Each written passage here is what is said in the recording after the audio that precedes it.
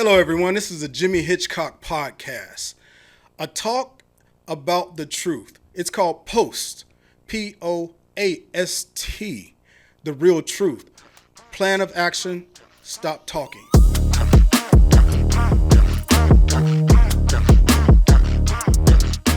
When the going gets tough tonight, put some intestinal fortitude inside your body and say, I've got to go because I have a dream and I'm going to achieve that dream. I tell you, this is a great honor. I looked for this all day. And from the time they told me I was going to be with the team, I said, hot dog. Well, Concord has just won the game. This game is over. I tell all young people, sometimes we all are chosen to lead by example. And I think tonight, the two of us from Lucky People in the World, we had a chance to lead by example. This is Jimmy Hitchcock with the P.O.A.S.T TRT podcast. It's the P.O.A.S.T TRT podcast meets Hitch and Trip. All right, I got my buddy Derek Roberts here. And we have two special guests here. Two men that's been instrumental in a lot of lives. They were at the Concord High School, the Spiders, from 1980 to 2007 and 2008, which is incredible. Affected a lot of lives, changed a lot of lives. A legend in his own right, Coach Smith, and his partner in crime, which is Coach Fleming, and he's a legend. And you know, he's got the big profile. This is a guy that has a big profile. This guy right here, he has a lower profile, but just as impactful in a lot of lives, and especially ours. Yeah. And we wanted to bring him to the podcast, talk to him. We wanted to share with you guys these incredible human beings that's been instrumental in changing so many lives. And I want to talk first about Coach Smith's record, how many championships, how many pro players you put in, etc. And he can tell it better than anybody. So we're going to let him speak on it. So go ahead, Coach. Talk about your players and talk about your past performances and your past teams. Thank you, Jimmy. It's such an honor and privilege, not just for me, but Coach Fleming, for us to be together with you and Tripp. It brings back so many memories of the 80s when we came. We came to Concord in 1980. I was 26 years old, head football coach. Oh, youngster, huh? Yeah, just a baby. And I had to have a mustache back then so I would look old because I had a baby face. And so I reported in July, and then Coach Fleming interviewed, and I hired him in August. So we started. That first team was 6-4.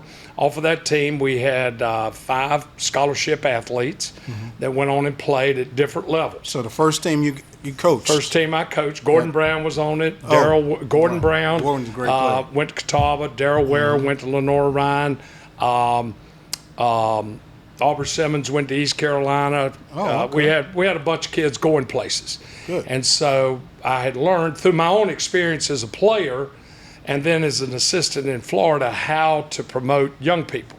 So then the 81 team, we were 9-2, beat Kannapolis, got the bell back, and lost to South Lorraine 14-7. Tough game. Should have won the game, but lost, and we went to the Division II playoffs. Had 6 more players off of that team go, and then it just started growing, 80, 82, 83, 84, and on up to you and Tripp were in school. I'm going to go backwards, and you ask about champion. I had Clement and I, because he coached with me the whole time, we had over 125 players sign athletic grant in aids from Division I, Division II, 1AA, junior college, all the way down, and then had several go to prep school and then move on. We won 2 state championships, 2004 and 2006. Great teams, but I tell people, and Coach and I have talked about this 100 times, we probably had 10 teams that were physically better, but the competition was better. Right. And we would get beat in first, second, third, or fourth round. We got beat 4 times in the semifinals with some of the best teams I ever had. You and Tripp were on the team, got beat in the 3rd round. Right. That if we get past Statesville, then we've got to go play Hickory, and we got to, it's kind of like it's the luck of the draw. Yes, You just that much, and y'all played. You know how that is. So we won. I think it was something like 12 or 13 conference championships, 17 district, 9 sectionals, 4 regionals. Won a bunch of championships. Had you and Jay. You were drafted by New England, and Jay was drafted by the Baltimore Ravens. And then we had Jay Graham, excuse me.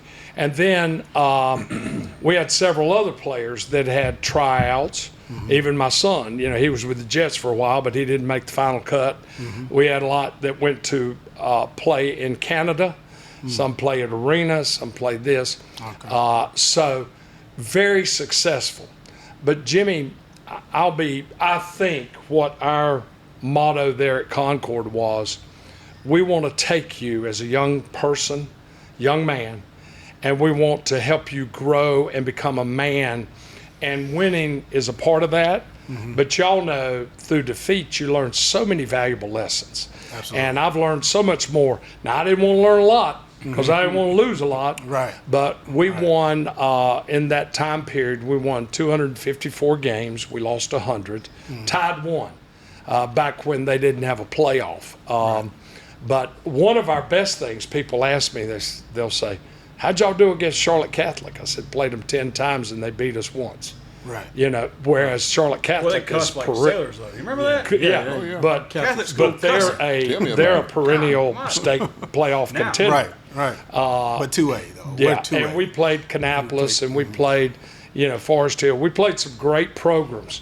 And I was honored. I never, when I came to Concord, my goal was to be the best we could be, and I tried not to get fired. I want to tell you what my dad said. So when I interviewed, and there were 34 head coaches that got the opportunity, I was selected. And after I got the call and everybody found out, I called my dad. I said, Pop, I'm coming home. He said, you are? He said, yes, sir. He said, well, you'll be fine. You're smart enough, wise enough. You build your staff. He said, but I'm going to say something to you, and I don't mean it's sacrilege, but you remember what happened to Jesus when he came home. Oh, wow. And I was like, and my dad was a big time person, teacher, Sunday school teacher.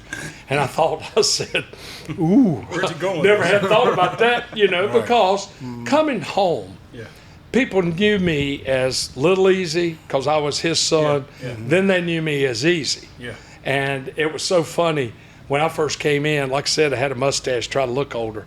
And even Coach today, I mean, we never call each other Easy and Clement. We really, it's still Coach. But I just told y'all, when you played, just call me Coach. Now, the day you graduate, you get that diploma, you want to call me by my first name, fine. And that's good. But, I appreciate it because we needed that respect. So, and I hope we reciprocated that because you both know, you would ask me a question and I'd say yes, sir, or no, sir. Trying to reiterate to you, this is a response you give to adults. Absolutely. Now, see, I told you he could tell it. I told you he could tell it. We know he's a good talker. He has a great gift of gab. But what I think about and I'm gonna let Tripp talk and ask some questions. But what I think about the most when I was playing with you is I had a bad game. I think it was the second game of the season, and you replaced me with Billy Gray. Right. Right. That's his best friend. But you replaced me with Billy Gray. Billy throws a pass on the sideline to Steven Spencer. Steven Spencer takes off, runs down the sideline for his second pass, second play of the game. He throws a touchdown pass, right? So, and you had put me at quarterback, right? And really, I didn't have much training. Didn't have. I had very little training. I didn't really know the position. That's right. You're younger. I was a year younger. Yeah. And when he threw that touchdown pass and you took me out of the game for him, Sure. I came back to your office and I was crying like a baby. I remember. Yeah. I remember. I was crying like a baby, right? I couldn't stop crying because I was thinking my career is over. Right. I'm serious. I really was thinking that. I was thinking my career is over. I'm going to just be one of those guys in the hood just standing on the corner. This is how much football meant to me at that time. And football in Concord. And football in Concord was just so huge. I mean, I couldn't stop. And you know what? Billy Gray was trying to console me. Sure. But nobody could actually console me because I started thinking it's over for me. Billy's trying to console you because he knew he didn't have your talent, bro. He knew what was coming. Right. But you know what? The next week, which is the third game of the season, we played Kannapolis. You put me back out there. Sure. All right. And when you put me back out there, I think that is what gave me confidence for the rest of my career. Jimmy, as a coach, you make a decision about young people, but you don't kick them to the curb. Right. Now, I'm going to back up just a little bit. The people that don't know, when Jimmy was in the 7th grade, Jeff Goodnight brought you to me. Yep. And I took you to the Employment Security Commission. That's right. And got you a work permit. Got me a work permit with JTPA. At the age of 14. At the age of 14. You couldn't mow grass, couldn't weed do eat, nothing. but you could paint and sling and Right. pick up. Absolutely. Hair's going to stand up on my arm because I loved him so much. I would pick him up in the mornings at his house in Old Blue, the pickup truck, bring him to work with me. Old Blue. We'd get something to eat, we'd paint, we'd work together, we'd do this, do that. So you were more to me than just a regular football player. Right. I saw early, when you were a freshman running back at Concord High School in the JV. Tore my ACL that year. I knew you could be a great one. But I knew we didn't have a quarterback that could do what I wanted done. I wanted the option. I wanted the bootleg. I wanted an active quarterback. I didn't want to drop back because we weren't going to throw it a lot. I knew you were going to be my quarterback. So I worked with you that summer to get you to that point. At that point in your career and in the game, it's kind of like in baseball when you get a relief pitcher, you really come out and stay out. Right. But just like what happened with Tom Brady and Drew Bledsoe, you know, if you're not good enough, you can't go back and take your position back. Right. And Brady was just so good. I knew Absolutely. Billy. I knew we could win games. I knew in 2004 we could win a lot of games with Blair Troutman as our quarterback. But I knew to win the state championship, I needed Blair to be my spider back and Tommy to be my quarterback. I knew that in my mind. So that was not a punishment as much as it was hopefully being a teaching tool. Teaching moment. Which you never came and out again. And after that, that really propelled me forward. Sure. Of course, this guy was my center. After that, we went on a good run, went into the playoffs. We lost to Kannapolis, but we went into the playoffs, and we had a pretty good run. We lost to Statesville. And once I lost that group of guys, you know, it was a bit different because I was really by yourself. Right. And I was kind of aged with them. Right. You know. Yeah, we're surprised you got a scholarship after we left. We don't know how you did that. Because of me. No, I told him it's because of me and Greg Irby and Lamont Morrison. Right. We're still waiting on our steak dinner from this cat. I mean, come on. So I just wanted to say thank you for one. You're welcome. All right. And I mentioned this guy. All right. This guy right here. He kept me steady. Sure. You know, kept me steady. Just keeping my head on straight. Always trying to breathe confidence in me. And when I was wrong, he would go hard at me. You know. And it was like good cop, bad cop, but he was the bad cop. Right. You know, he was the bad cop.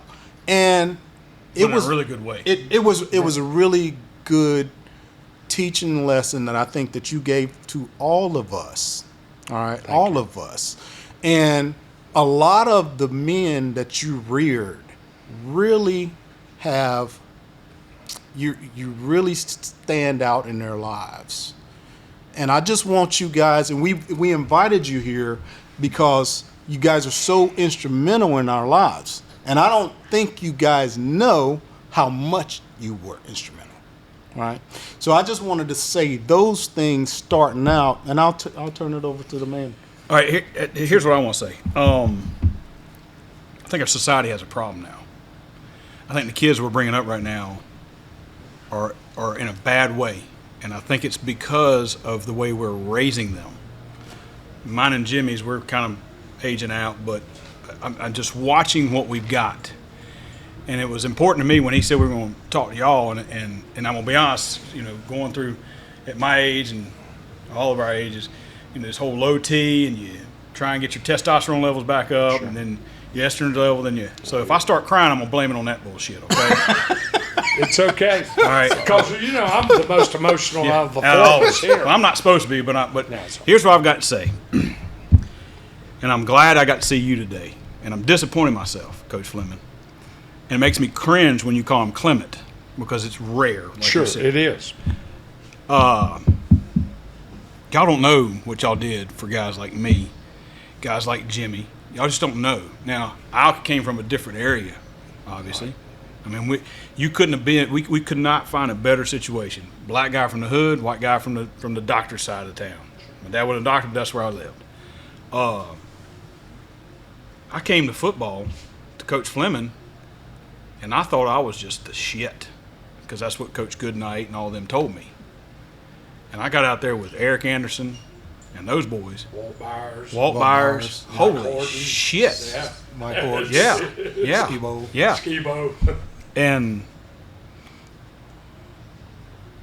the best thing that ever happened to me is Coach Fleming pulling me aside and telling me, you ain't any good. You're too small. You're too slow. But if you listen to what I say, you let me coach you, you'll leave here a great football player and a better man. Amen. And when he said that to me as a freshman, when my mom had been diagnosed with cancer, and the first time she was diagnosed, I don't think we thought we were going to lose her. But still, that's hard. I had a piece of shit dad. Okay, my dad, y'all know him. My dad put on a good, drove a Cadillac, wore a suit, wore the Rolex, threw money at everybody. But my dad was a shithead. And I appreciate you two gentlemen for shielding me from that. That time on the football field was my time away from him, and just The criticism. the everything that my dad put me through. But I appreciate you for not pussifying it, for being you, okay? And I said something to you when we first came in that I will say on tape, and I'll catch hell for this. I joined the United States Army because I want to be like Coach Fleming. And the reason I want to be like Coach Fleming, and I would ask other coaches, I asked Robin Hayes, why is Coach Fleming the way he is? And they were like, what is that? And I was like, he is proud. He is straightforward. He is no bullshit. And every one of them said because he's a former Marine. Okay? Now, the sad part is, in my little world, I didn't think I was man enough to match up to Coach Fleming. That's one of the reasons I literally joined, rather than join the Marine Corps, I said, I don't know if I can go that route. All right? I'm going to join the Army. All right? Now, when I say that, and he understands this because he's a veteran, and I hope all my veteran friends understand this, now I see that I could have, but I had beat myself up psychologically. I'm glad I did. Super proud of being in the Army. Okay? But I went and did 4 years in the Army because I knew when I left the Army, whenever that was, I would be proud as a peacock. And I appreciate Coach Fleming every day for that, because to be real frank with you, when I finally did decide to make that commitment, and Greg Overbay joined the Navy the same day, all right? When I finally made that commitment, I was drunk. I was drinking my way out of college. I mean, my grades were so bad they couldn't give me the rank they were supposed to give me because I had enough credit hours. Right. But they looked and said, you're the dumbass, or you drink. Yeah, it's like I drank my way out. And it changed my life. And I'd become so wayward, I remembered the things that you taught us on the football field and the good cop, bad cop, okay? I hated when Coach Smith said, now y'all go report to Coach Fleming, because I knew it went from playing around and having, grab ass and laughing and joking, learning a ton. And that's not, you understand Just that. different style. Just different stuff. To your dick's going to be put in the dirt and hard. And I so appreciate that. I've got a picture that I brag about, and I've got it framed, and I put it on Facebook. And I don't know if you remember, but I'm going to bring it down here and get you to sign it one day. And it's you got me by my helmet or my jersey or something. You're in my ass. Yeah, my jersey. Yeah. You're in my. It's in the paper. It was yeah, in the paper. It was in the paper. Yeah, yeah. And you're giving me the Coach Fleming scolding and telling me it's going to be okay. And that's what was so unique about what you would, as they did in the Marine Corps and Army, they'd break us down, you bring us right back up. And I don't think you get enough. Because you're a personality coach, and let's be honest, it's not that open. You're not a flower, okay? But it's not jubilant. It's not jubilant. But let me tell you something. If you ever wonder, I know you did it for him, but it's there's not enough words to say thank you, and to both of you, because I know my dad gave y'all hell. I heard about it later. I think you told me one time some of the crazy shit he did. Did you guys know that he was paying the upperclassmen $20 and a bucket of chicken to see if they could knock me out? Had no idea. Yeah, he was going to like Eric Anderson, those boys, because they were upperclassmen, trying to toughen me up. Trying to get him tougher. Yeah, trying to toughen me up. Yeah, offering me if you knock him out. I could not understand why someone were hitting me under the chin strap. And it's because my dad. And then they're laughing and joking about it in class because I'm a freshman or sophomore, or whatever. And anyhow, I think you called it a couple times and reeled it back, which, to be honest with you, I was fine with it. Mm-hmm. But y'all taught us you're going to get knocked down in life. Yeah. You got to get back up. Mm-hmm. And the two of y'all, so moving forward, I do want to ask, how did the both of y'all, and I'm a prime example, because when I came to you, I wasn't the most talented kid. I'm sure there was somebody that was better. I think, what was that kid's name that came from Charlotte school? It was a center. And I thought he was going to take you remember he came for a second. Yeah. And everybody's like, oh, he's going to take Tripp's position. And I was like, I was all down in the mouth. I was like, And I think I went to Coach Fleming. I was like, hey, he's bigger, he's stronger, he's better looking than me. What the hell am I going to do here? But so what was it? And we appreciate it, but how did y'all manage who you would put on the field? Mm-hmm. Was it a genuine talent deal? Let Clement talk about his side, and then I'll kind of tell you what I thought. Well, to answer your question is this: you play that kid that comes in on Monday, and he busts his tail from Monday to Thursday. Mm-hmm. Right. He goes through, put up with me, and that's always a plus, Right. The guy is just a standing ovation. But the bottom line is, you build a trust in that kid. Okay. When it's fourth and inches, that kid is going to show up. Mm-hmm. I always had an old saying is that, when the going gets tough, that's when the tough get going. Right. You know what I'm saying? Great answer. And another thing, too, is you find out if you get a 15-yard penalty or if you get a 5, you jump offside. You don't get down and say, hey, play the next play. Yeah. Right. Jimmy Hitchcock, Trip Roberts, they play the next play. Mm-hmm. When you come to the sideline in the huddle, not tell you, Trip, how about playing for us? Mm-hmm. You know what I'm saying? Yeah. Stop playing for the other team. Right. Yeah, they don't need no help. They us, you see? But the bottom line was, you look at me and you played the next play. Rather than get all down, start beating down on yourself, you played the next play. But to me, that was a sign of pride. Yeah. Mm-hmm. So, hey, you might be all bad, but you ain't going to beat me. Right. And that's what it. So my thing is, I'm going to fact to say, now see, if you would do that means you won't quit on your family. Mm-hmm. Yeah. When your child is sitting there and made a bonehead decision. Right. Yeah. Yeah. And you his dad, who you gonna come on? Nobody else gonna come to him, but you will because you love him. Yeah. Right. See? Good answer. And those are the things that I tried to build in. Now, my way probably was tough. Yes. I wouldn't have liked me. You know what I'm saying? Right. But the bottom line was, is that trust you build and that toughness you see in that kid and that pride. Okay. Tripp, you made a point about good cop, bad cop. Let me tell you, everywhere I go in Concord, I go to Food Line, get my groceries. There's a girl back there that cuts meat. Coach Smith, how's Coach Fleming? I said, he's good. I loved him so much. Said, he called me a debutante, even though I wasn't a cheerleader. and I wasn't from that side of the, but he always called me a debutante. And I love him so much. And he would yell at me and scream at me, but I know he loves me. And y'all were just so much different. And I said, well, we both had a different kind of love. It was that the love that I try to give is what my mother gave, that agape love that God wants us to all have, you know, all surrounding. It doesn't matter what you love. I said, Coach Fleming wants you to understand he loves you, but he's training you for adulthood. He's not, I heard him so many times say to you and Jimmy and many others, when you graduate from high school, Coach Smith's not going to be out there hiring you.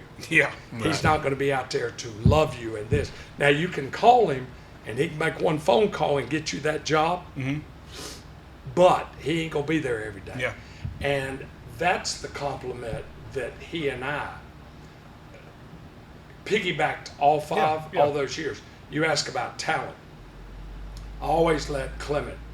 What I did, I always took the best kids and put them on offense. Every other place we played, I did. And everybody else would put them on defense. And they'd say, why? I said, well, I want my best to play their best, you know. Right. And I always based my offense off my quarterback. If you could run the option, we did this. If you were I, we did this. If you were a wing T, we did that. The only argument Clement Fleming and I had in 28 years was over Jay Graham.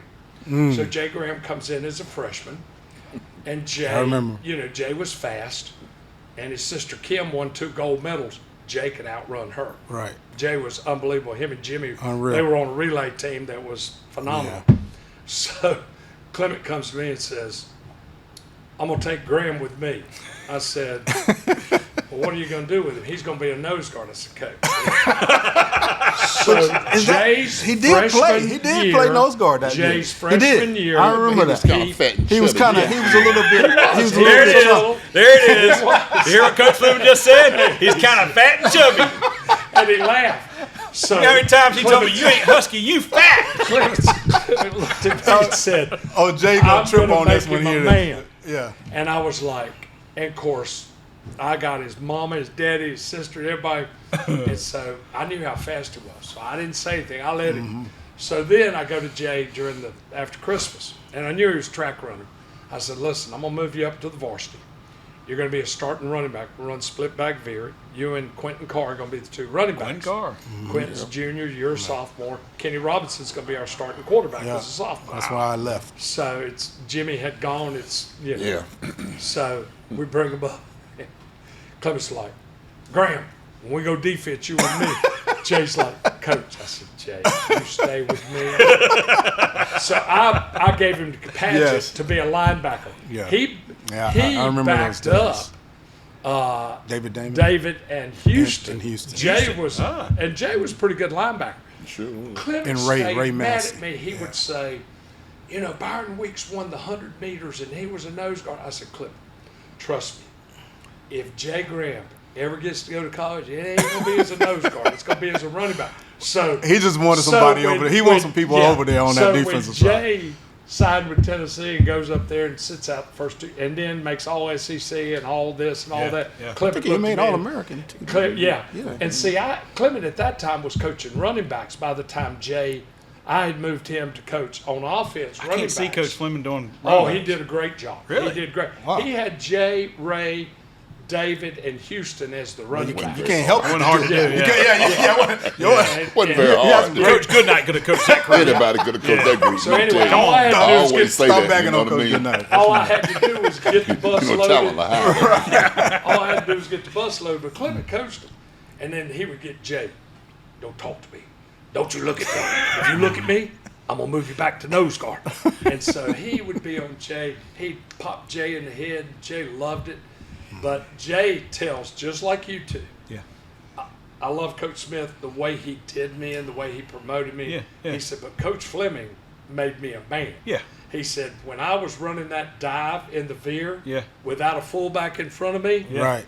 and I had somebody, I could run through him because of Coach Yeah. Fleming. Yeah. Because I knew I'd hear, when you gonna play for me, Graham? Yeah. Instead of this. Yeah, yeah. So I wanted to say that about I didn't realize y'all had that kind of relationship. I didn't realize it. We did. And it was so funny because, and we had our times between the two of us because, he said, I know you the head coach, but I'm going to tell you how I feel because I ain't no yes man.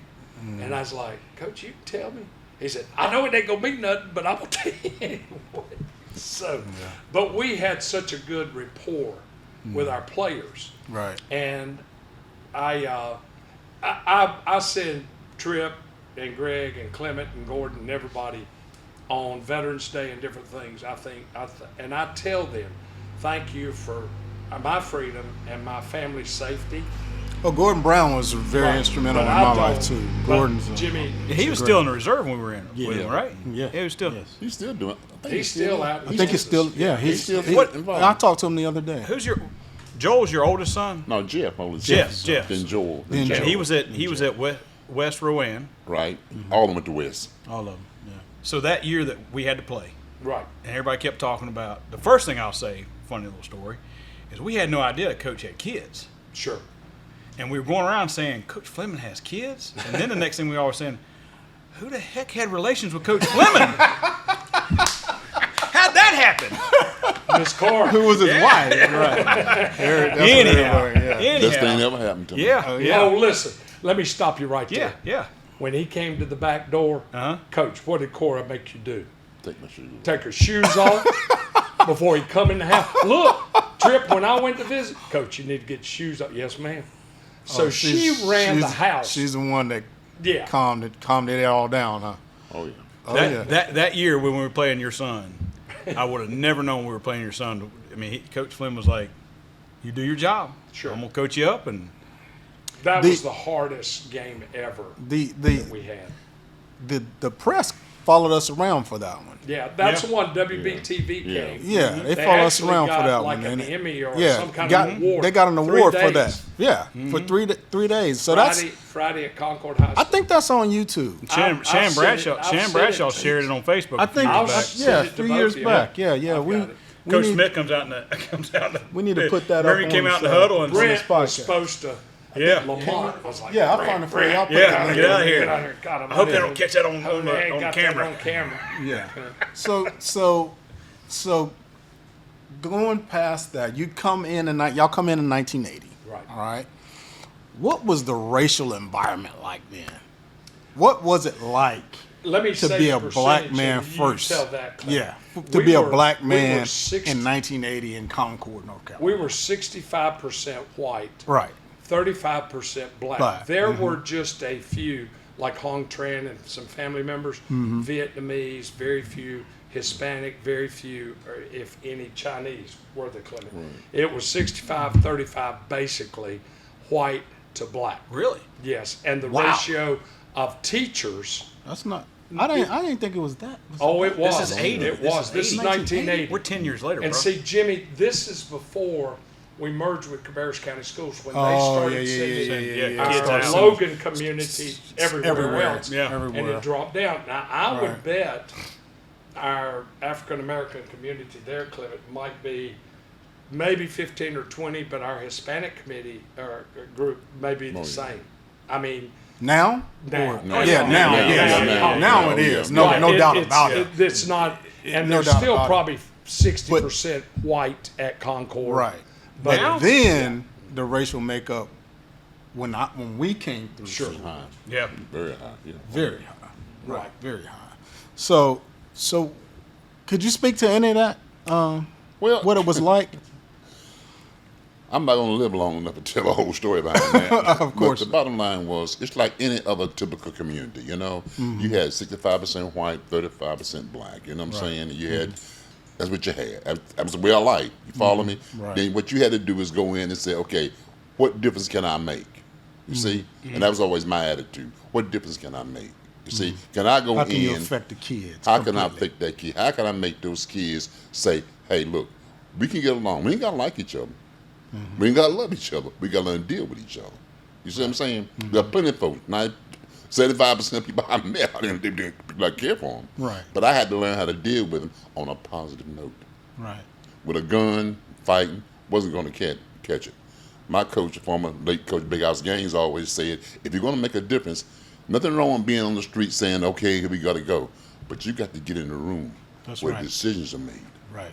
Yeah. So you can make a difference. Or you got to own the room. Right. But did you guys? Right. You got to own it. And that's not in the day, but that wasn't going to happen. Right. But you had to be in there to get a piece of that and let them know, hey, I'm intelligent. I might be blind. First of all, I'm a human being, and I'm smart. Right. And I'm not going to apologize, none of that. Right. Yeah. But here's what's going on. You see? Yeah. And that was the whole key right there. Did y'all make the conscious decision though? I never ever felt one time that you treated me a certain way because I was a white kid, or you treated Jimmy a certain way because he's black. Did y'all make that conscious decision, or is that just natural? I can only say this. Here's what my thing was. I was going to come in there as I was what color I was. Yeah. I mean, you see, I didn't look like you. Yeah, You know what I'm saying? yeah. You know what I mean?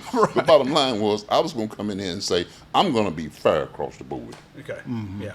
Now, if they want to get on me for being hard on everybody, then you ain't going to say, I'm hard on that black kid, I'm hard on that white kid, I'm on Hispanic kid. Yeah, I was going to be fair across the board. To everybody. Right. What I'm trying to do is teach the law of this land. What they Right. say in our Constitution, you know. Right. You know, follow it, which is Equal. still lying about to right to the day. Yeah. And that disturbs me right to the day, you know. Yeah. And I have to be very careful now, because now my personal feelings are coming out. But bottom line, I'm trying to say it's to you fine. now is that It's fine if personal feelings come I out. was trying to say this, but I'm still trying to teach you to be a man.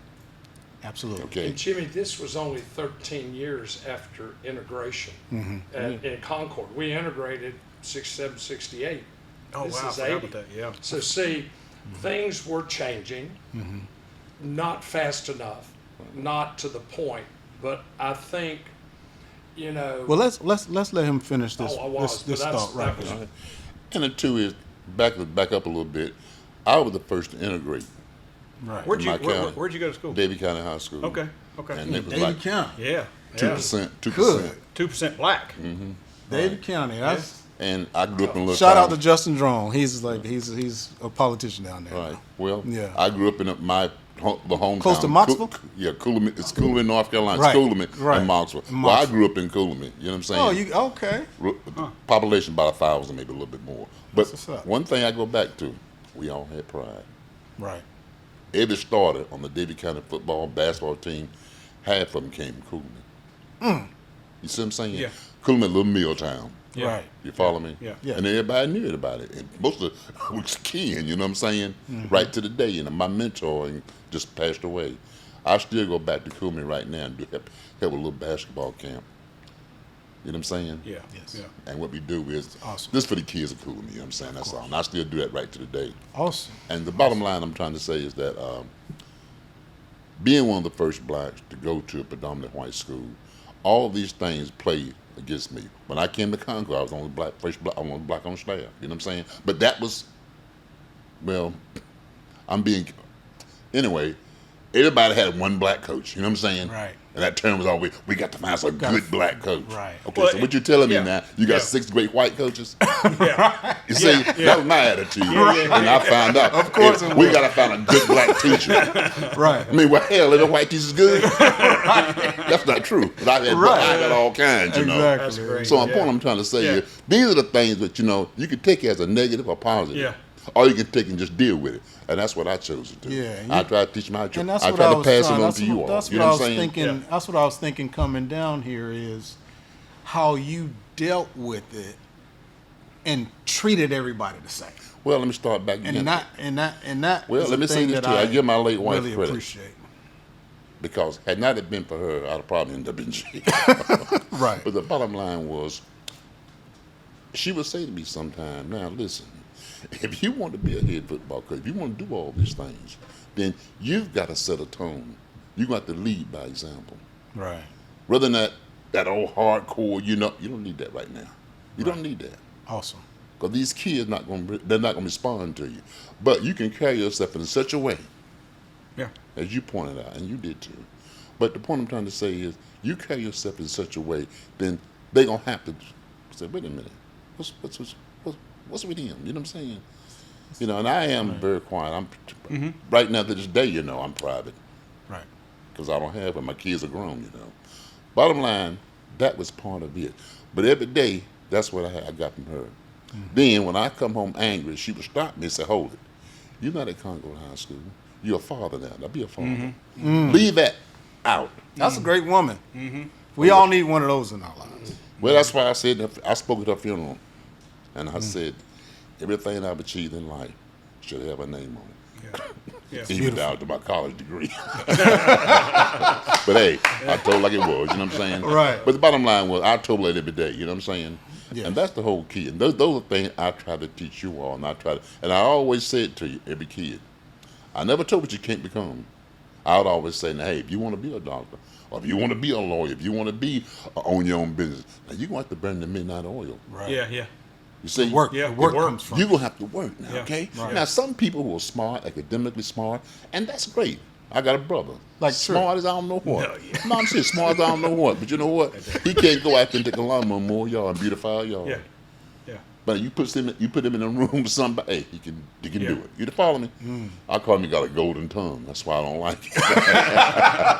No, I always kid him. He's my brother, you know. But Right. what I'm trying to say to you, these were the things I tried to teach, you know. And then when I would talk to a kid, like I did you all, I'd say, hey, look, here's what's going to happen to you. Yeah. You know, I'm not going to make that decision. Don't give them a reason, Right. okay? Make them look at you differently. Right. Surprise them. Right. Now, that oftentimes I made folks uncomfortable, you see. Right. Well, that's what I plan to do. Because I wanted you to see, hey, I'm not stupid. Right. You see what I'm saying? And that's what I always tried to carry myself when I would speak to my kids. Yeah. And with you all, was different. You understood because I spent so much time with you. Right. When you walked in that building at 7:15, I was standing there looking at you. Yeah. At 7:15 at night, you were saying, Yeah. "Oh, we get to Yeah. go home now. Finally, get away from Yeah, him." right, You yeah. know. So all these things kind of tie in. Yeah. But the bottom line is, I tried to make every day positive, and I tried to first listen to you. Absolutely. You know what I'm saying? And then when people come to me and ask me certain questions, you know, I just be straight and honest. Awesome. Now, I want to hear from your perspective. What did you feel like the racial tone was? How things were during that era? I grew Because I mean, if we are going to be honest and truthful, Oh yeah. did you call black people from the time you were in third grade all the way up to When I was referring to him, like if I Yes, said Jimmy, like- my black friend, right, or would it be nigger? nah, I probably stopped using the N word in the middle in Middle school? But see, that you hear what he just said. Sure. You see what I'm saying? So But you know all why the way though? through. But- I know why. Yeah, I know why. yeah. But all the way through elementary school, and we're talking about this because this is part of our show. yeah, Right. yeah. What we're trying to do is delve into race, but we understand that race is really not a problem. It's not. It's really You know, not. It's really not a problem. It's race is only a problem when you make it. When you highlight it. Because you can't talk about it. You Yeah. can't say Yeah. anything Yeah. about it. Yeah. Right? So what Tripp and I want to do is to make this taboo topic Talk about it. something to talk about. We have a black coach at Avery High right now. Right. My county is 96% white.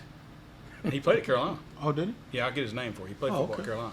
I think I know. who Yeah, that is. and it's not a problem until the media brings it up. And for some reason, and I actually called him out for this. I said, why y'all highlighting Coach? I'm going to use Coach Fleming. I can't remember his gentleman. Coach Fleming, the black coach at Avery. Sure. What the hell is that about? He's the damn football coach. Yeah. He's leading men in high school. And like Jimmy and I have talked about, I think part of our problem is we are talking too much as African Americans, or Right. we need to get away from that and just be Americans. And like Jesus here, okay? Jesus is the elephant in the room. And the reason I say that is right now that's the number one thing in this upcoming election, which, by the way, gentlemen, we're fucked. Okay? How you really feel? How you really feel? Yeah, we're screwed. We He can got tell. that from you. Yeah, 100%. Oh, yeah. Oh, he Coach tell it like Fleming. it is. He Right tell it there, like it is. Right I there. mean- And I stay in trouble, and I have a wife like you had, Miss Cora, and that's Maria. If it was not for her, I'd be off the chain with her. back to what we're doing. Let me say this. Sure, Trip. sure. Yes. I grew up here in Right. Concord. Born in '53. During that you are time, I'm 70. Yeah, You're my 75? mom's same. But But hey, hey, 74% listen, I got a birthday. lot of people that think I'm still 50. Nobody thinks that, Coach. Nobody So thinks anyway, that, Coach. Clem, tell them. CJ don't know what to do. That's him hitting on you, CJ. You need to leave before he does. I was hitting on the camera. So anyway, I grew up in the 50s. And during that time, and Coach knows the same thing, words that were used back then to explain were like with our African American, our black community was Negro. Yeah. You know, Right. in the 50s. Negro. And then Colored. in the Colored. then Colored. it went to colored. Yeah.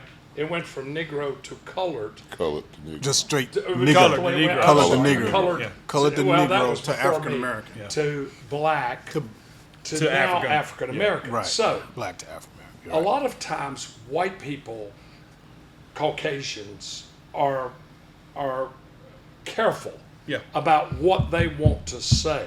Yeah. Clement and I've had this discussion a lot because what I tried to do was love y'all no matter what. Yeah. I had a comment one time. Jimmy, you and Tripp, Clement knows, you and Tripp will never know the letters, cards, calls, threats I got when I would play a white quarterback. That's what I was asking you. black That's why I was quarterback. asking you that. One time, That's what I wanted to One get to. time Yeah. I did in the Wanted to note get to. in the newspaper, 1984. Mm-hmm. I said, I don't know what y'all are complaining about because in 80 and 81, I had a white quarterback. I had Mike Tomlin, Luther Huffman. In 1982, we had Hong Tran, who was Vietnamese. That's right. Right. That's I right. forgot about Hong Tran. 1983, He was actually pretty good. He was decent. Yeah. 1983, I had Jimmy Fleming. Who's more diverse than me? Yeah. Right. I didn't look at them as white, black, Vietnamese. I based our offense around the most athletic person I had. You and Andre were not the greatest quarterbacks, Right. but you were the greatest athletes. Yeah. You were all state. Yes. You Yeah. played in bowl games. You went off to college. Yeah. But I knew what I needed to score points. Could I have put a different person back there? Certainly. To hand off, to pitch, to throw. Later on, we had Tommy Beecher and D. P.O.A.S.T. Two very opposites. But Tommy threw for 4,000 and D threw for 3,000 and rushed for 2,000. You know, Right. so He was nice. the things that I did, I never allowed the negativism to come in when it came to deciding. Like I would say, Coach Goodnight, who are your 5 best offensive linemen? And I said, well, let's look at this. Let's grade it. Clement, who are your 5 best front 5? Glenn, who are your best linebackers? Gordon, who's your best secondary? And it was just the best. Have a good And day. it was, you put the best out there. Now, if the best was Jimmy Hitchcock at quarterback and Spider, and Tripp at nose guard and center and nose. 3 Yeah. technique, Yeah. then we're Because going we to had play to play both ways. Right. I mean, Yeah. Then we when had you 19, get- 20 players sometimes. Right. 17. Yeah, Right. 17, And- 18 start the season. Right. Yeah, and so And then what I Coach kicked did, some of us off. I was able to deflect a lot of stuff Right. because we won. Right. See, there's the key. You were talking about your coach at Avery. Yeah. Everything's fine. If you're winning. Black, white, it doesn't matter. Yeah, if you're winning. Male, female, Yeah. doesn't matter. Yeah. As long as you're winning. Yeah. Now you start losing just like Dr. Irvin did me when we lost 3 games. Yeah. Easy. You're regressing. See, at Concord, losing 3 was not good. Kannapolis, same way. Charlotte Catholic. Now we You lose know, 7 in a row. Statesville. Yeah, I don't states, know. places like that. We're terrible now. I Now think. we shocking. get coaches in that lose 10, 11 games. Clement will tell you, had I lost 4 straight games in a row, what would Bill Irvin have done to me, Coach? He'd have fired me. Okay, been but, done. but what's okay? Well, what's changed? Why are we allowing for that? Well, That's what I don't understand. Today, And don't tell me it's the talent's changed in Concord. Well- it's the coaching. well, it's not that, Trip. I'm gonna try to explain. Our lines have been drawn differently. Right. We That's the have biggest lost thing. a lot of We kids. lost a lot of Where kids Jimmy where- lived where when he the was in Logan high school, area. it is predominantly Hispanic. Right. And a lot bottom of yes, is the Logan community. The Logan community is still, a little. but it's got down broken toward up a the little. bridge. It's broken A up a lot little of the African Broken up a American lot. families that can afford have moved in where my mom and dad lived. Right. And people like my mom and dad, they've moved to other You know where Tony Ritchie places. lives? Mm-hmm. Oh, that Mama, area. Mama lived right beside. Right beside. You know, so Okay. a lot of So that area African right there- Americans, Where's it going to school now? they'll go to Concord. They go to Concord. Okay. But my point is, they've drawn the line. In 1990, I think it was 90, they went right down Lincoln Street. Jimmy had left and gone to Carolina. Go right down, because Oshawa was younger than you. Oshawa, And yeah. Go right down Lincoln Street. Oshawa, Terry, and LaShonda Benjamin live in the same house, Trip. Same house. Oshawa's in the 8th grade. Terry's in the 6th. LaShonda's in the 5th. Oshawa got to go to Concord. Terry and LaShonda had to go to Mount Pleasant. Yes, Mount Pleasant. I forgot about that. They went right down the street and said, if you live here, if you're not in the 8th grade going into the 9th.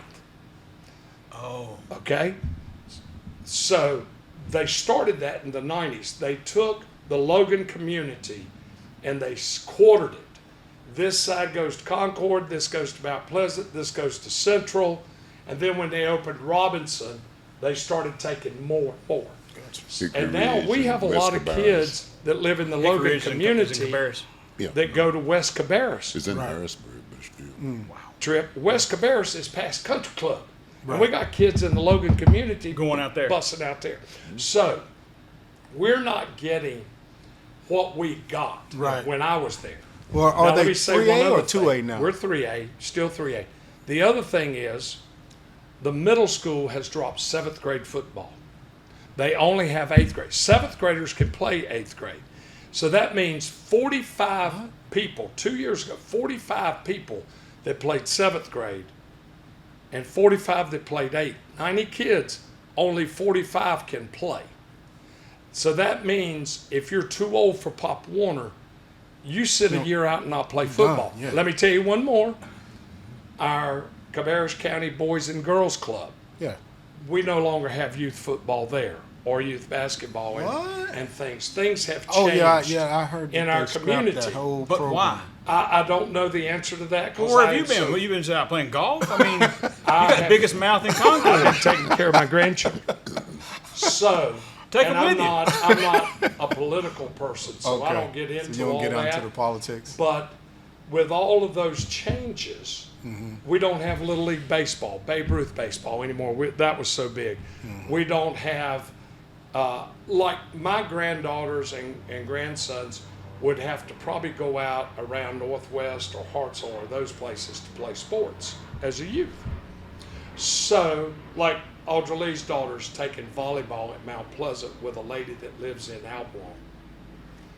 So I say that's kind of what happened to Concord and Kannapolis. Kannapolis doesn't have 7th grade football. You're now explaining to me what's going on with our society. So, Right. I mean, and think about it. Trip, Yeah, I'm gonna if say If one they can't be last thing, coached, they can't and be Clement, bossed. Right. Clement and I agree 100% on this.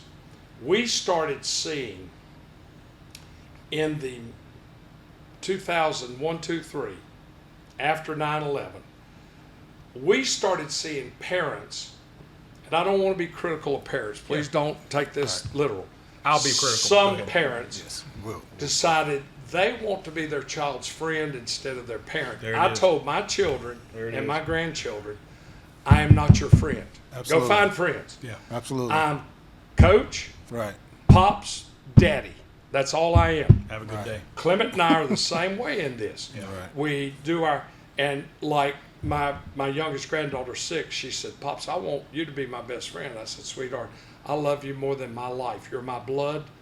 I'll never be your best friend. I will be your grandfather that will catch you when your mom, dad, and your Patty are not around. I'll be there, I promise. Yeah. Till they put me up in Oakwood Cemetery. So you asked the question, what's going on? I think a lot of places, parents are reluctant to do something. Clement and I used to laugh. We'll give you the number to DSS if we spank you. Yeah. You know, we'll Yeah, call yeah, them for yeah, you. yeah. You know, that was never a threat to us. I could hear it toward the end of my career at Concord. If you got sent to the office, the first thing they did, Mama, I need you to come Yeah. to the office. And mom You came know? flying up there raising. Yeah. We're going to bring some teachers in here, and we're going to talk to some teachers about what's actually going on with the youth these days and Sure. what they're getting from the youth. I see all the time where kids are attacking teachers. I couldn't imagine somebody attacking Like- Coach Fleming like- or Coach Smith. I mean, This is the thing. If someone would have attacked a teacher, I would have when jumped in and we would have jumped in and attacked. Right. Yeah. We would have jumped in. So, Yeah, you ain't gonna so attack like, coaches. like say somebody would have attacked Miss Stallings. Yeah. Yeah. Yeah. Yeah. Somebody would have Ski-Bo been would have beat whooped that down. person's ass. Right. Yeah. So, but people are filming it Yeah.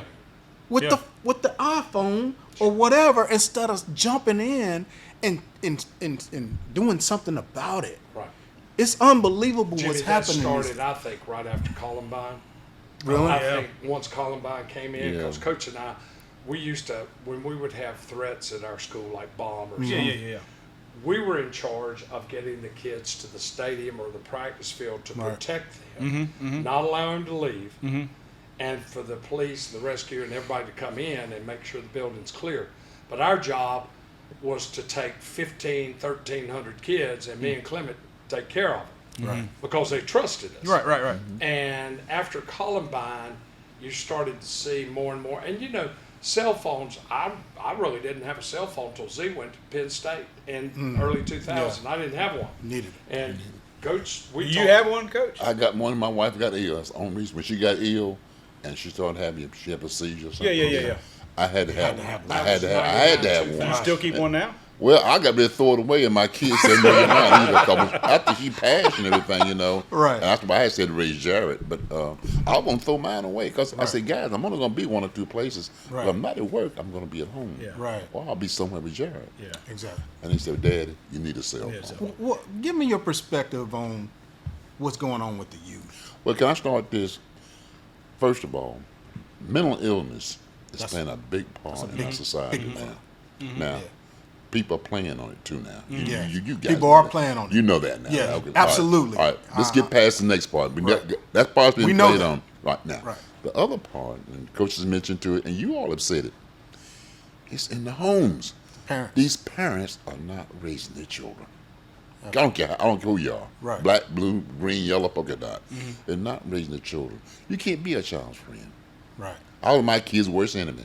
Like now, they tell the grandkids, that's not the man That's we not grew up the in same the house guy. with. You know what I'm saying? I couldn't imagine. But the bottom line I'm trying to say is parents are not taking responsibility for the children. Right. Then, with the mental illness part and all this, then they come in. And when that kid decides he wants to act crazy and jump on a teacher and kind of thing, well, the teacher don't have any leverage. Right. So he has to go back up. We got to Exactly. give them back their leverage. You see what I'm saying? Yeah. Right. Yeah. You got it? Yeah. If you look at the kid wrong now, you're what? You're abusing it. You're Yeah. abusing them. Yeah. Picking on them. And as soon as they say, "Hey, this guy I feel threatened by this person," Right. you get reprimanded. Thank the you. teacher Like gets now, reprimanded. I still do a little drive age, you know what I'm saying? I Right. still do that some. But the bottom line is, the first thing I tell them right quick, I said, listen, if you're not going to listen, goodbye. Yeah, get out. Uh-uh. Yeah. Not in a few minutes, not tomorrow, now. No.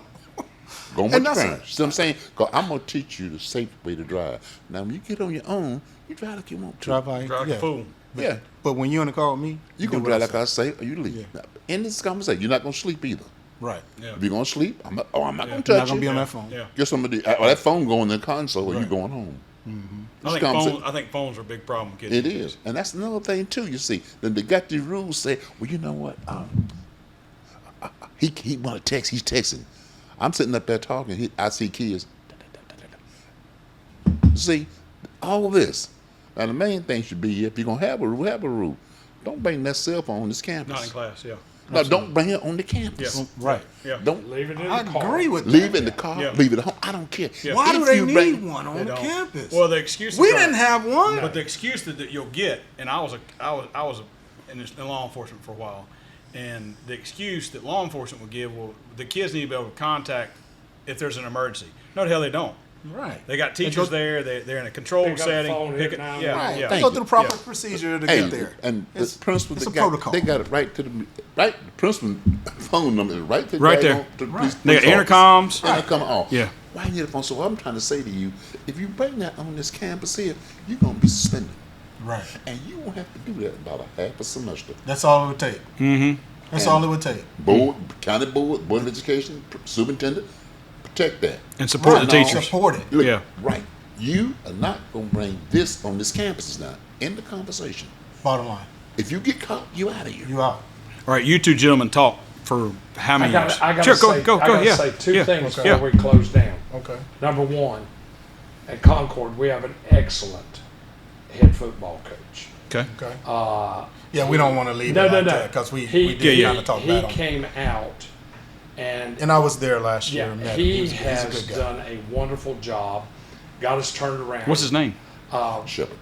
Yeah, Shepherd. Darren. Darren Oh, okay. Shepherd. Yeah. Okay. Darren, Okay. Yeah. and he came. He'd been at Shelby, had some head coaching experience, but first year won a couple of games. This past year, almost could have been 8-2. Had a couple of games that just Good. but didn't have the numbers. And but he's doing the right things. First thing he did, he called me. He said, "I want to sit down with you, have lunch, and I want to know what makes Concord tick." And that's Oh God. I said, it's going to take a lot longer than lunch. And we did. We spent about 3 hours. Well, good for him. That's smart. No football. That was smart. That's Yeah, smart. great stuff. No And then he football. he invited the old alum. He brought every alumni. That's smart. And had a big, Oh, yeah. a big dinner. So first of all, Darren's doing all the right things. I hope we'll continue to support. Yeah, yeah. Now this one is on podcast number 1. Oh shit. No, it is an amendment to something. So Jimmy did. He got hurt when he was in middle school. Oh. Well, against his sophomore year, Right. he blocks the punt against Northwest. Yeah. Yeah. He recovers it. Should have been a touchdown. I'm out there screaming and Yeah. yelling. Yeah. Well, he jumps up, and the referee signals safety. Well, Jimmy jumps up and does a 180 Oh, yeah. and comes down and tears his knee. Yeah. I remember that. So, he's out of the game. It's the last game of the season because they beat us. So Jimmy says, I tore my ACL. I played in the NFL with no ACL. Yeah. Played at Carolina. Yeah. He said, my head football coach, Coach E.Z. Smith, looked after me. He took me to the urologist. Yeah. Well, Wait a minute. that's Dr. Henry. I know it. Wait a minute. But he's a doctor. Hey, took me to the urologist to have my knee drained. He didn't say that our two team doctors were Urologist. urologists. I know. I saw that, recommended Coach. him to the Thank you. orthopedist. Thank you, Coach. Thank you. I wanted to clear up for all you people Thank in you. the podcast world. Yeah. I knew, You know the difference between a weenie and a knee. I knew what the urologist drained and what they told drained. And I told him, Easy, I know you're not going to. I said, I'm not calling Jimmy out. Yeah. I'm glad you called him out. I've said Worst the communicator in America. I'm bad. No, but our team doctors back then, Dr. Hector Henry, and great John doctor. Morton, were I love him. urologists. Yeah. Great. Now, the other thing I want to say, Oh, my when God, Concord, Kannapolis, Central, and Northwest had our physicals, Yeah. they were 2-hour blocks at the field house. And we took a urine sample, ear, eye, nose, and throat people. Oh, we had great internal physicals. medicine. We had great We had physicals. orthopedists. Oh, yeah, we had great And it took 2 hours to get us through. Oh, we had great physicals. So we I mean, always I had can't- good physicals. I can't complain about it. So it wasn't like, It was. I wanted to make sure it cleared that up. So Clear- somebody yeah, said, he got away with going to a The urologist? Oh, yeah. I felt that too, Coach. but I still love you. I felt that too. Okay. You didn't think I was going to see it, did you? Yeah. I did. What's up, I want Coach? to go back to Coach Shepherd, Coach at Concord Yeah. High School now. Yeah. And people catch a lot of grief. Yeah. You know me. I first game I went to see his first game he coached at Concord High. They played at the old Whitfield. Webb Field, What the hell were they playing Webfield for? where they were Ours doing was that. being redone. Okay, go ahead. Sorry, You Coach. know, I came to the guy. Said, Coach, you gonna be the game? I said, I'll be right there. And so when I came to the game, I didn't sit with the Concord crowd. Yeah. I sat by myself. Yeah. Right. I go, everybody want to know why I did that. Yeah. And you guys know why I did it. All right. The bottom line is, people saying is, what's wrong with Concord football? Well, if you got in the sense, if you look at the stats Yeah. and look at the tradition, at one point, we had every kid that played at Concord, Came out their of that. parents went to Concord. Yeah. Yeah. You see what I'm saying? Right. So Yeah. they keep Legacy with the players, Concord. yeah. Right, Yeah. legacy, you see. Yeah. Well, now, as Coach Smith mentioned earlier, you don't have that. Those kids in the black community, the low community, they're spread out from Whisker Bars all the way down to Mount Pleasant, Central. Right. Right. You see what I'm saying? I don't understand. And I'm going to tell you this too, another thing. That transfer rule now is something else. Right. I forgot about the transfer rule. One got year high I school sat too? there and I watched. Yeah. I saw a kid. I'm not calling his name. I saw him start playing at Mount Pleasant. He went to Central. Came to Concord. No, Concord was his last stop. Yeah. But he played at 4 different high schools in 4 years. 4 He years. played at Robinson too, Coach. Yeah. Sure did. That's right. Man, this is getting out of was control, his last, man. Concord was his last stop, though. Right, That was his Concord last was stop? his last And I said to myself, I said, then of course when they hired everybody talking about Coach Shep and stuff, that's why I don't sit in the crowd, you see. Because if somebody says something, I'm gonna Jump their ass. Yeah. It's not gonna be nice. And Yeah, I don't yeah, need that, not my age. We're gonna have flashbacks. But that's right. And I just saying to myself, if I want you guys, cause you played at Concord, and cause you know what it took. Yeah. You guys both know what it took. Exactly. Yeah. You had that pride. Yeah. You lived Yeah, our yeah, legacy. yeah. You played our legacy. Worst- You played our You made tradition. our legacy. Worst Right. day of my life is when you kicked us off the field and said y'all don't deserve to be Spiders.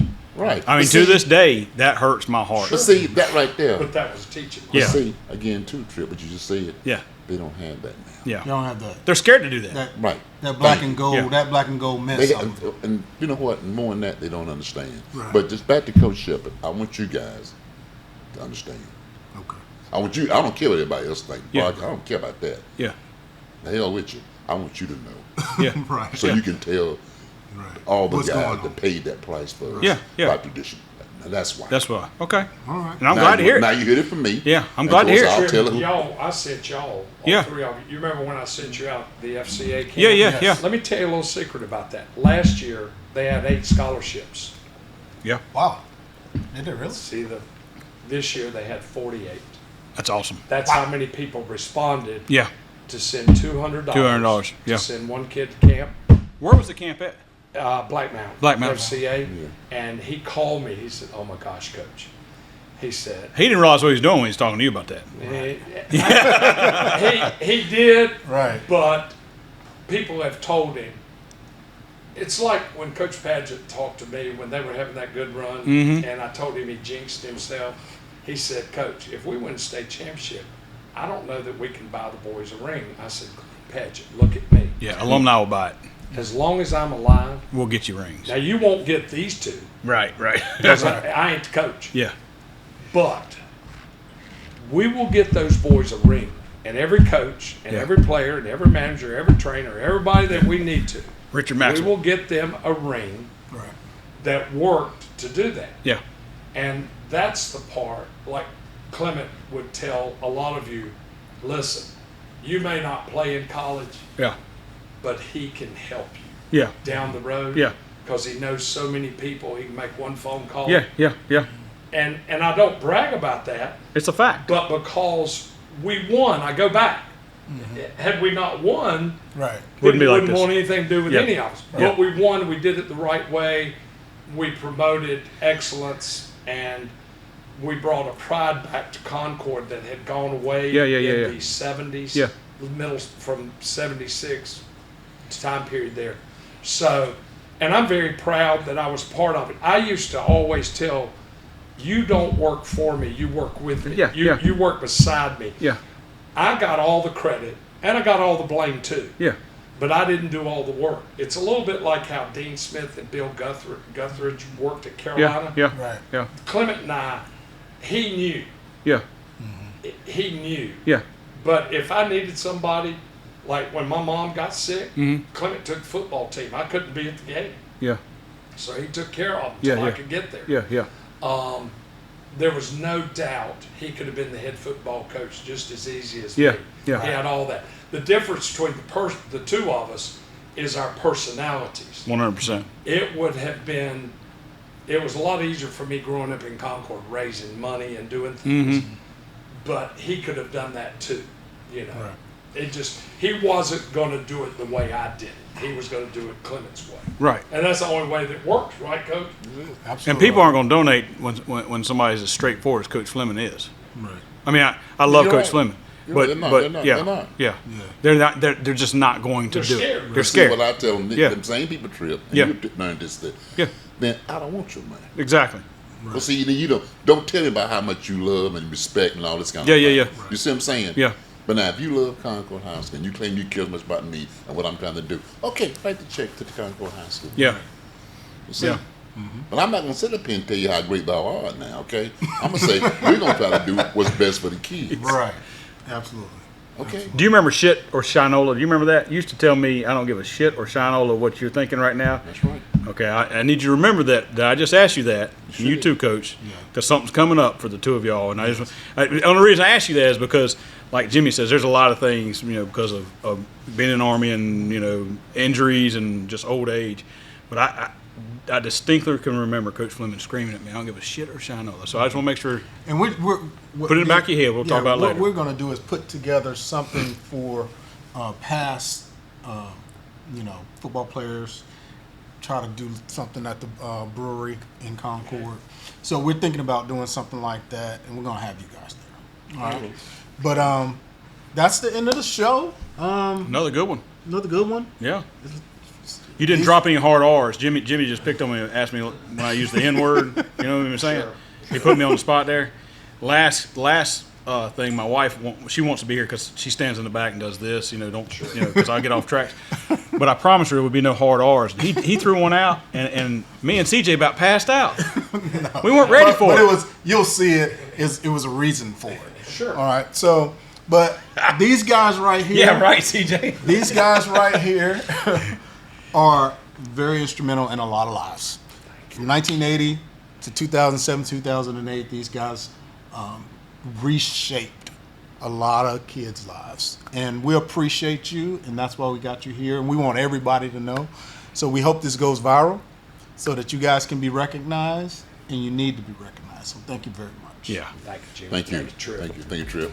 Thanks, Thank you, Coach. brother. All right. Thank you, buddy. Love you, man. Love y'all. Love you. Love y'all. Very proud of you.